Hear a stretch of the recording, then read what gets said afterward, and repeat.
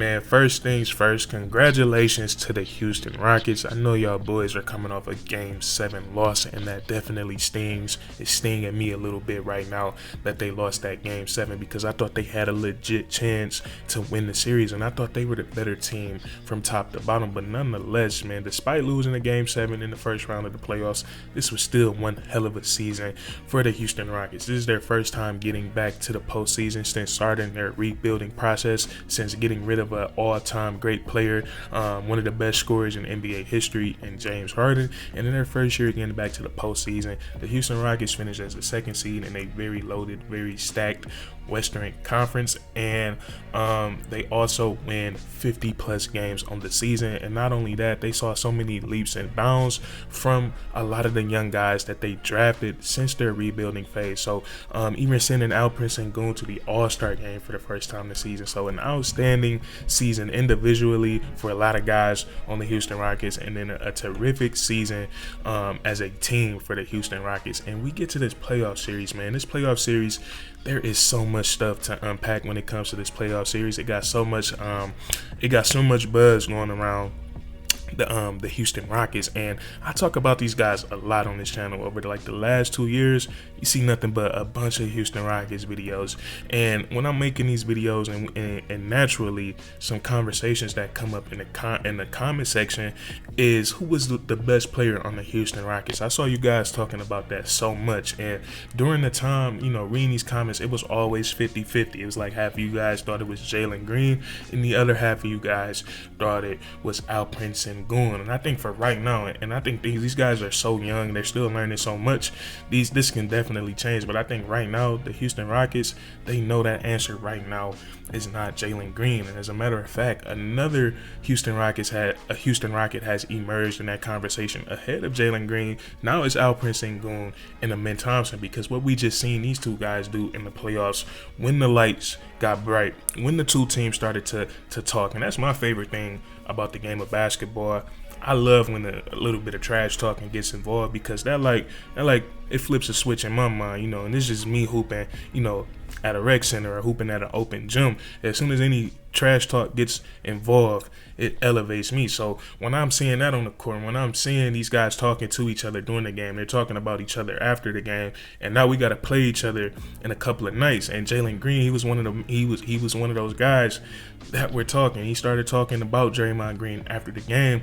I would have loved for Jaylen Green to be able to come out on the court and back up his play. But before we get into Jaylen Green, I just want to finish giving props to Alperen Sengun, giving props to Amen Thompson, and props to all these guys. I thought a lot of these guys played well, but just looking at it, and of course along with Fred VanVleet, but looking out of the young nucleus on the Houston Rockets, these two guys look like they could be superstars in this league. Alperen Sengun, his post work is elite. He has a relentless motor when it comes to forcing his way to his spot on the block, to the spots that he's comfortable to. He has a very soft touch, and then also his ability to rebound, his ability to play make. He has a huge impact on the game. And then Amen Thompson, I'm really impressed with what I saw with him, because when you watch Amen Thompson play, he's making it known that he knows he's the most athletic player on the basketball court.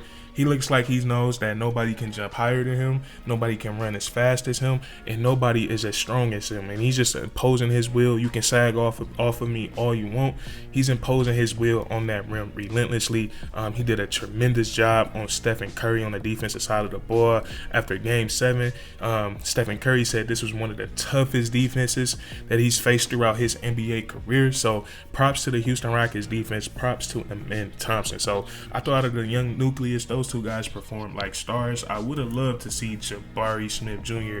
get some more burn. Not only get some more burn, but also get some more shot attempts, get some more just simple stuff, running him off some screens where he can just come and shoot it. A lot of the times he has shorter players on him, and Jabari Smith Jr. has one of the prettiest shots in the game of basketball. But I thought Ime Udoka could have got him a little bit more involved on the offensive side of the ball, especially at the beginning of the series when Fred VanVleet's shot wasn't falling, and then definitely towards when Jaylen Green he stopped showing up for the Houston Rockets. So And speaking of Jaylen Green, that's what I want to get into, because this is a lot more complex than people think. And I'm not gonna come on here and overreact like a lot of people have doing. I feel like a lot of people have been saying that the Houston Rockets should trade Jaylen Green. I think that's a bit, I think that's a bit extreme.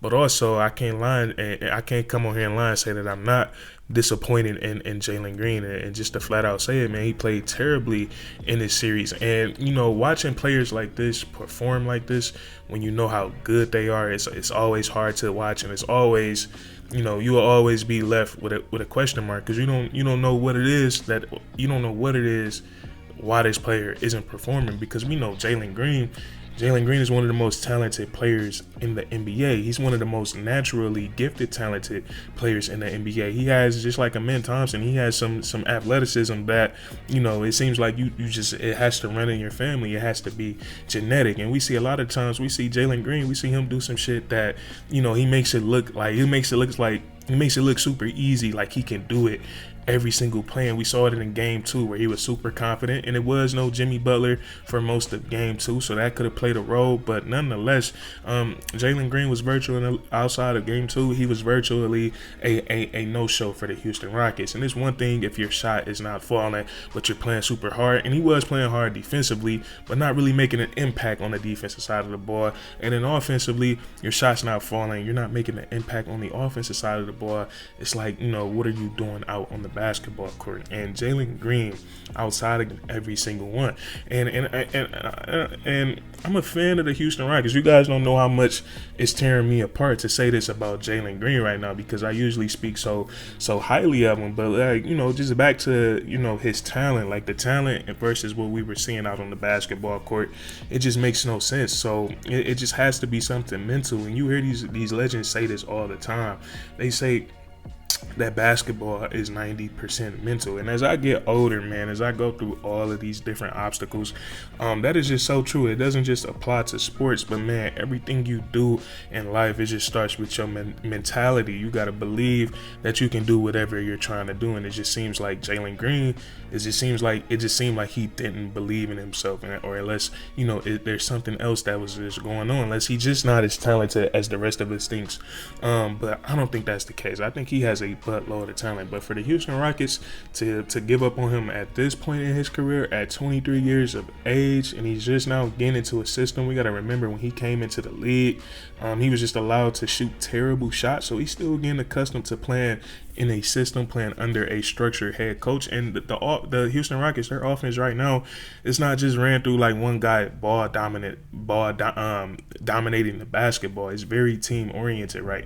It's very team oriented right now. And if I had to play devil's advocate, looking at Jaylen Green and looking at the personnel around him, looking at the way that the Golden State Warriors play defense, I could see why he's struggling. But to know, man, I don't know if I can play devil's advocate, that well to get him out of that. That's just unacceptable. But you look at the bright side for the Houston Rockets, they took this series 7 games with the number 2 pick in one of the best draft classes in NBA history, playing very, very, very terrible. They were able to take Stephen Curry, Draymond Green, Steve Kerr, and Jimmy Butler to 7 games. So I don't think it's enough for the Houston Rockets to hang their hat on this goddamn young core. Them and my Detroit Pistons, I know for a fact they're gonna meet in the NBA Finals one day, and that's gonna be some of the best basketball in NBA history if we still have Jaylen Green a part of the team and the Thompson twins on both of the teams, and then both teams have so many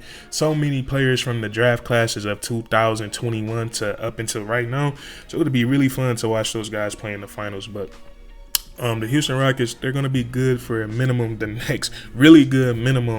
next 5 years, especially with Coach Ime Udoka. He's super young. He's a really good coach. So it's going to be really interesting to see what the Houston Rockets, if they fall into this pressure of thinking they have to trade Jaylen Green at this point. No. I think you get with Jaylen Green, you talk to him, see what was going on, what was he seeing during this series, because you got to let him know you're too goddamn talented to have. And you're so much better than that.